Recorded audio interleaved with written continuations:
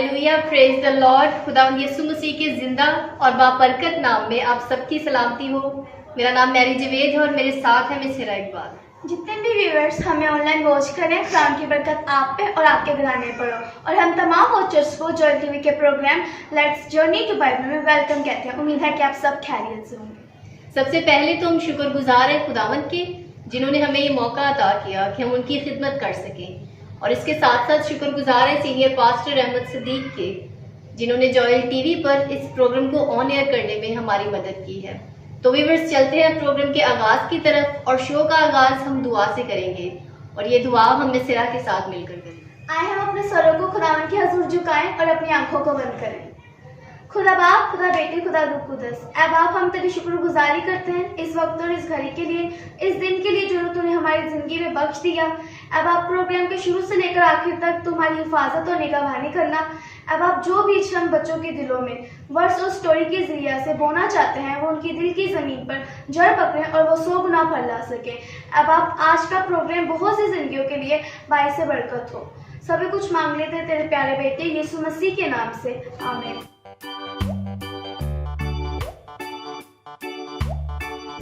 Miss हिरा, क्या आपके हाथ साफ है? जी बिल्कुल, मैंने अपने हाथों को सैनिटाइज भी किया है। दैट्स गुड, मगर मैं चाहती हूँ कि आप अपने हाथों को एक दफा फिर सैनिटाइज करो। ओके, आई विल, मगर ये बिल्कुल साफ थे।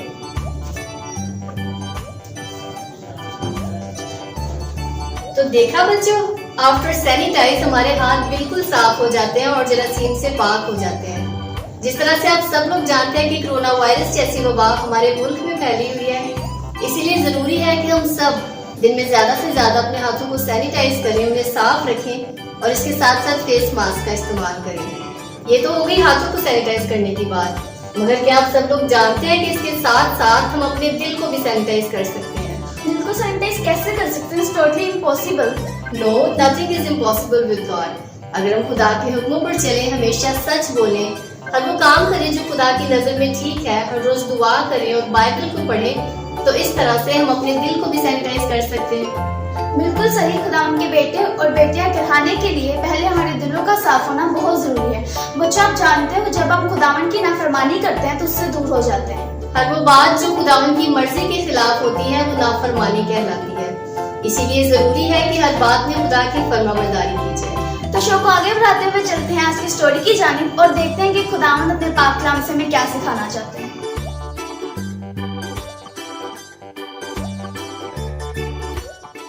हेलो बच्चों, कैसे हैं आप सब? मेरा ईमान है कि आप सब ठीक हैं और खुश हैं। तो आज की स्टोरी सुनने के लिए कौन कौन तैयार है? That's good. तो चलिए, आज मैं सबसे पहले तो आप सबसे एक सवाल करूंगी। क्या आपने कभी हवा को देखा है? यकीनन नहीं देखा होगा। क्या आपने कभी हवा को महसूस किया है? यकीनन किया होगा। बाज़ दफ़ा हवा हमसे टकराती है और हमें महसूस भी होती है। इसी तरह से खुदा को हम देख नहीं सकते, मगर खुदा के मोजज़ात को अपनी ज़िंदगी में महसूस कर सकते हैं और उसके नाम की गवाही देने वाले बन सकते हैं। खुदा के अजीम कामों में सबसे बड़ी तख्लीक ये दुनिया है जो हम हर रोज़ देखते हैं। और बेशक दुनिया में मुख्तलिफ़ किस्म के मनाजिर हैं जो खुदा ने हमारे लिए पैदा किए हैं। ये दुनिया हादसाती तौर पर वजूद में नहीं आई, बल्कि ये खुदा की तख्लीक का एक बहुत बड़ा मंसूबा था। तो चलिए बच्चों, आज की कहानी की जानिब बढ़ते हैं। आज की कहानी का टॉपिक है कि खुदा ने दुनिया को किस तरह से बनाया। तो यकीनन बच्चों, आप सब लोग जान गए होंगे कि आज की हमारी स्टोरी का टॉपिक क्या है। आज की स्टोरी का टॉपिक है क्रिएशन ऑफ गॉड, कि खुदा ने दुनिया को किस तरह से बनाया, खुदा ने इंसान को किस तरह से बनाया और इंसान ने नाफरमानी की और वो किस तरह से खुदा से दूर हो गया। तो बच्चों, क्या आप सब लोग जानते हो कि खुदा ने दुनिया को कितने दिनों में बनाया? बिल्कुल, खुदा ने दुनिया को सिर्फ 6 दिनों में बनाया। और बिल्कुल ये एक मोजज़े की बात है कि 6 दिन में पूरी दुनिया वजूद में आ गई। खुदा ने पहले दिन रोशनी को बनाया। खुदा ने रोशनी और तारीकी को जुदा किया और ये पहला दिन था। दूसरे दिन खुदा ने ज़मीन और आसमान को बनाया और ये दूसरा दिन था। तीसरे दिन खुदा ने खुश्की, फल, सब्जियां और दरख्तों को बनाया और ये तीसरा दिन था खुदावंद की दुनिया को तख्लीक करने का। चौथे दिन खुदा ने दिन और रात को बनाया, अंधेरे को रोशनी से जुदा किया और ये चौथा दिन था। पांचवें दिन खुदा ने जानवर और परिंदे बनाए। अब सब में से बहुत से बच्चे ऐसे होंगे जिन्हें जानवर और परिंदे बहुत ज़्यादा पसंद होंगे। और वो अपने घरों में उनको रखना भी पसंद करेंगे। तो कौन कौन बच्चा ऐसे शौक़ रखता है अपनी ज़िंदगी में? बिल्कुल, बहुत से ऐसे बच्चे हैं जो जानवर और परिंदों को पालना पसंद करते हैं। और ये 5वां दिन था। उसके बाद 6ठे दिन खुदा ने इंसान को बनाया। खुदा ने इंसान को अपनी सूरत पर बनाया। खुदा ने मिट्टी ली और उस मिट्टी से आदम को बनाया। खुदा ने सोचा कि आदम का अकेला रहना अच्छा नहीं है। खुदा ने उसके लिए एक मददगार भेजा। खुदा ने आदम पर गहरी नींद भेजी और उसकी पसली में से एक पसली को लिया और उसकी जगह पर गोश्त भर दिया। खुदा ने उस पसली से हवा को बनाया ताकि वो उसके साथ रहे। उसके बाद खुदा ने उन दोनों को बागे अदन में रखा। और आप जानते हो कि खुदा ने बागे अदन के दरमियान में नेक और बद की पहचान का एक दरख्त लगाया था, जिसे खुदा ने आदम और हवा को मना किया था कि वो उस दरख्त में से फल ना खाएं। आदम और हवा खुशी खुशी खुदा के साथ उस बाग में रह रहे थे। एक दिन इब्लीस ने हवा से सवाल किया। इब्लीस जो सांप की सूरत में था, उसने हवा से सवाल किया, क्या खुदा ने तुम्हें बाग के हर दरख्त का फल खाने से मना किया है? हवा ने उससे कहा कि नहीं, खुदा ने हमें सिर्फ जो बाग के दरमियान में दरख्त मौजूद है उसका फल खाने से मना किया है। अगर हम खाएंगे तो खुदा से दूर हो जाएंगे।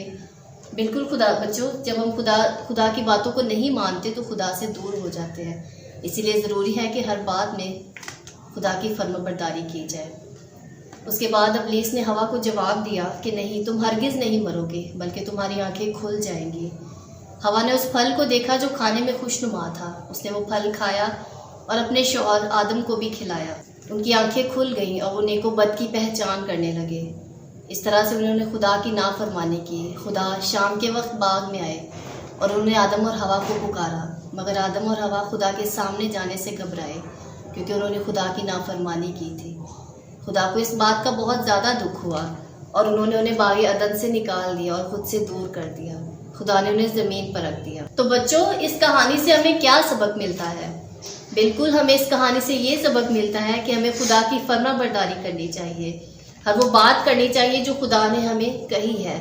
झूठ नहीं बोलना चाहिए, दूसरों की हेल्प करनी चाहिए और इसके साथ साथ बड़ों का इज्जत और एहतराम करना चाहिए। तो कौन कौन बच्चा है जो मेरे साथ वादा करता है कि वो इन बातों पर अमल करेगा और हमेशा खुदा के साथ रहेगा? उम्मीद है कि आप सबको आदम और हवा की कहानी पसंद आई होगी और आप सबने खुदा की फरमाबरदारी के बारे में सीखा होगा। आपको कैसी लगी स्टोरी मिस मैरी? मिसिरा, मुझे स्टोरी बहुत ज़्यादा पसंद आई है। बेशक खुदा ने इंसान को मिट्टी से पैदा किया है और उसके बाद इंसान जीती जान हुआ है। तो व्यूअर्स, चलते हैं प्रोग्राम के नेक्स्ट सेगमेंट की जानिब, लेकिन इससे पहले यहाँ पर हम लेंगे एक छोटा सा ब्रेक। आप सब लोग कहीं मत जाइएगा। Will be back after a short break. आप देख रहे हैं लेट्स जर्नी टू बाइबल।